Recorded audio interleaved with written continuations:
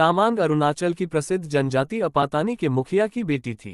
देखने में गोरी गोरी हंसती आंखों वाली तामांग के सुनहरे बालों को देखकर जनजाति के लोग उसे सूरज देवता की बेटी मानते थे। तामांग गायन नृत्य के साथ साथ हथकरघे पर वस्त्र बनाने में भी बहुत निपुण थी। इसलिए उसका पिता डोनीगर्थ अपनी इकलौती बेटी का डिंगसिल, आचुओब्यो या ट्यूबो लियोबा जैसे देवपुरुषों में से किसी एक से विवाह करके धन कमाना चाहता था। उनकी जनजाति का यही रिवाज था कि लड़के वाले लड़की के पिता को लड़की ब्याहने के लिए धन देते थे। उस दिन अरुणाचल प्रदेश की जनजातियों में महिलाओं के लिए हथकरघा के वस्त्र बनाने की प्रतियोगिता हुई और उसके बाद पुरुषों के लिए तीर कमान की प्रतियोगिता हुई। हर वर्ष की तरह तामांग को प्रथम पुरस्कार मिला। इस वर्ष तो तामांग ने कमाल कर दिया था। आकाश से नीले रंग की रेशमी शॉल पर चांद, सूरज और तारे सफेद, सुनहरे, लाल और गुलाबी रंग में बुने थे। चारों तरफ नक्षत्रों की झालर बुनकर शॉल को सजाया था। विश्वास ही नहीं होता था कि यह बुनी हुई शॉल है। लगता था कि कुशल चित्रकार ने सुंदर तस्वीर बनाई हो। उधर आबुतानी नामक युवक ने तो तीर कमान के कमाल से उड़ते हुए नकली पंछी, तितलियों के ऐसे निशाने साधे कि और कोई उसके आसपास भी नहीं रह पाया। प्रतियोगिता के बाद हुए नृत्य में तामांग और आबुतानी पहली बार मिले और पहली मुलाकात में ही एक दूसरे को चाहने लगे। उनको नृत्य करते देख लोग भी कह उठे, क्या सुंदर जोड़ी है। बाद में वे चुपके चुपके मिलते, क्योंकि दोनों को पता था कि तामांग के पिता किसी भी तरह दोनों के विवाह के लिए मंजूरी नहीं देंगे। इसलिए उन दोनों ने चुपके से विवाह कर लिया। एक दिन तामांग के पिता ने उसे बताया कि 3 देवपुरुष उससे विवाह करना चाहते हैं। तामांग ने बताया कि उसका विवाह हो चुका है।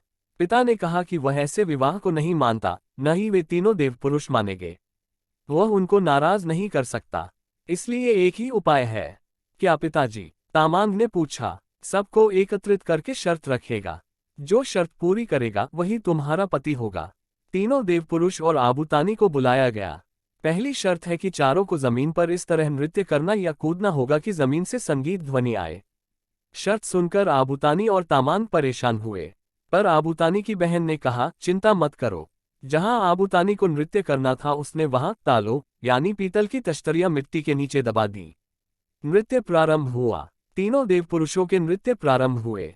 तीनों देवपुरुषों के अनेक बार उछल कूद करने पर भी कोई आवाज नहीं आई। आबुतानी ने जैसे ही नृत्य प्रारंभ किया, हर पदन्यास के बाद टन टन की आवाज ने तार दिया। आबुतानी जीत गया, पर पिता और तीनों देवपुरुष नहीं माने। एक और शर्त रखी गई। तीर कमान से टनलोक यानी धातु के गोलाकार पर निशाना ऐसे साधना की तीर वहीं टनलोक पर लगा रहे। इस बार भी आबुतानी की बहन ने उपाय बताया। उसने आबुतानी के तीरों की नोक पर मधुमक्खी के छत्ते से निकाली गई मोम लगाई। पहले देवपुरुष ने निशाना साधा। उसका तीर टनलोक पर जाने से पहले ही गिर गया।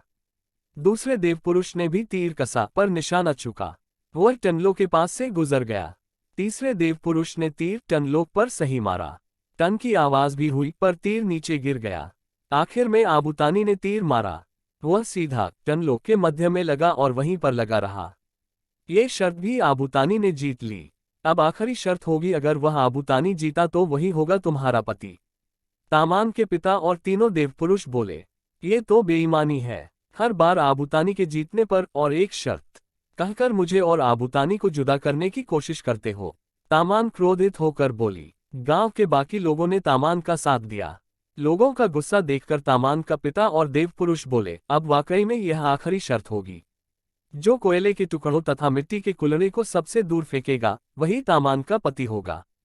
तामांग ने इस बार अपनी बुद्धि से काम लिया। उसने आबुतानी के कुल्हड़े के अंदर शहद लगा दिया और अपनी पालतू मधुमक्खियों को कोयले के चूरे से लथपथ कर दिया। एक एक करके तीनों देवपुरुषों ने कुल्हड़े फेंके और बाद में कोयले के टुकड़े।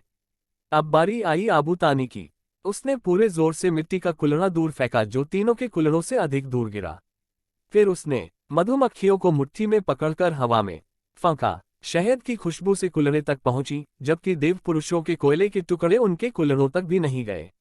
लोगों ने आबुतानी की जय जयकार करी। कल सुबह इसी जगह तामांग का विवाह मैं आबुतानी से रचाऊंगा। सब लोग निमंत्रित हैं। तामांग के पिता ने ऐलान किया।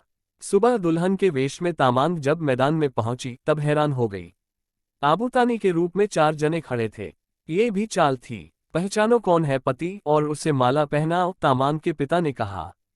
तामांग ने थोड़ी देर आंखें मीची, फिर बोली, मैं सबसे पहले हाथ मिलाऊंगी और फिर ही माला पहनाऊंगी। बहुत खूब, तीनों देवपुरुष खुश होकर बोले।